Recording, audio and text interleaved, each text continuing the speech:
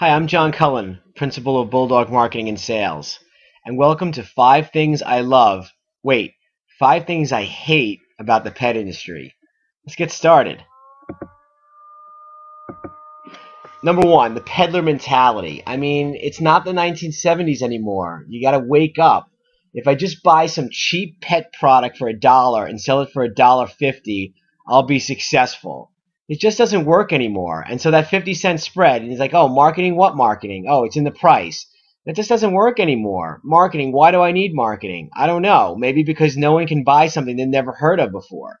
You have to build a brand that people can engage with on a serious level. All the CPG guys know this. Why is it in the pet industry we're stuck in the 1970s of just peddling products? If my product is good, people will buy it. No, they won't, because you have no marketing. They don't even know who you are. So get your head out of the peddler mentality of the 1970s and wake up. At least get into the 1990s, if not the 2000s. 2, it's all push and no pull. Let's just go through some definitions.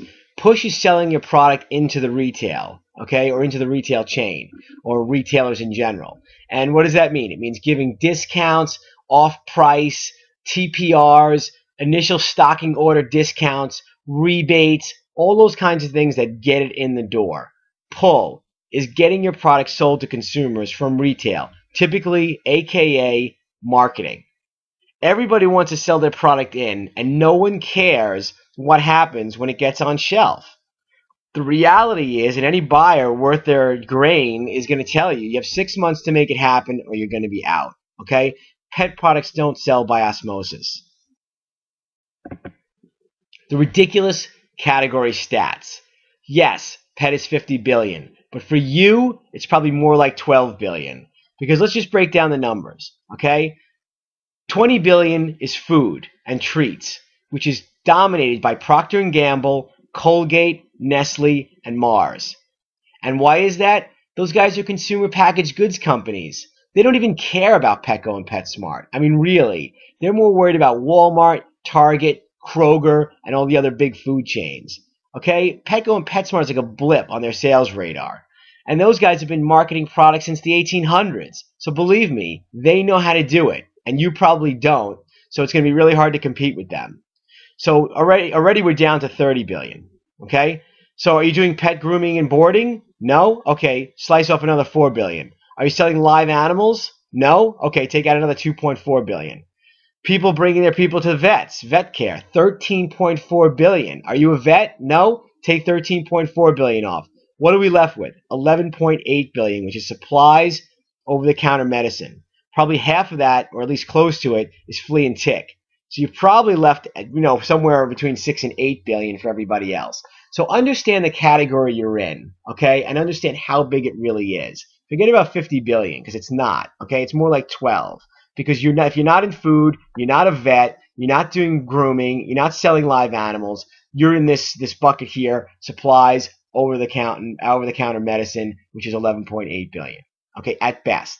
So, the other thing is, you should know the size of that category, because I come across so many people who are like, oh, I want to make a hot spot cream. How many dogs suffer from hot spots? I don't know, a lot. Well, that's not good enough. Know the numbers, okay? And remember that your category is a subset of this 12 billion, not 50. Marketing is an afterthought in the pet industry. And again, I'm not talking about the big players that are CPG guys, because they get it. But most companies have no real marketing budget. They have no measured media, no PR. They spend all their money on trade shows, temporary price reductions, and giving money to the trade in the form of rebates, billbacks, discounts, price-off incentives, initial item stocking discounts. None of it is a good idea, okay? And if you're really lucky, you'll find a company that maybe posts on their Facebook page once a month. All right? So, wake up. It's not going to work. You have to start thinking about marketing. Anyone can get into the pet industry, which is a good thing and it's bad, okay? In grocery, most people can't get in because the slotting keeps you out. It's too difficult to get into a grocery account, and a grocery buyer is going to laugh in your face if you don't have a marketing budget. Because the first thing he's going to ask you is, how are you going to pull the product out of my store? How are you going to get people in my store to buy it? In pet, We're still the old school mentality. Push it in, and we'll worry about it later. Okay? So anyway, the fact that you can get in doesn't mean that it's any easier to succeed. You still need a great product, a great package, great pricing, and great selling materials. You need great marketing. All the 4 P's matter in PET. Product, place, price, and promotion, which AKA, again, marketing. But look, there is hope.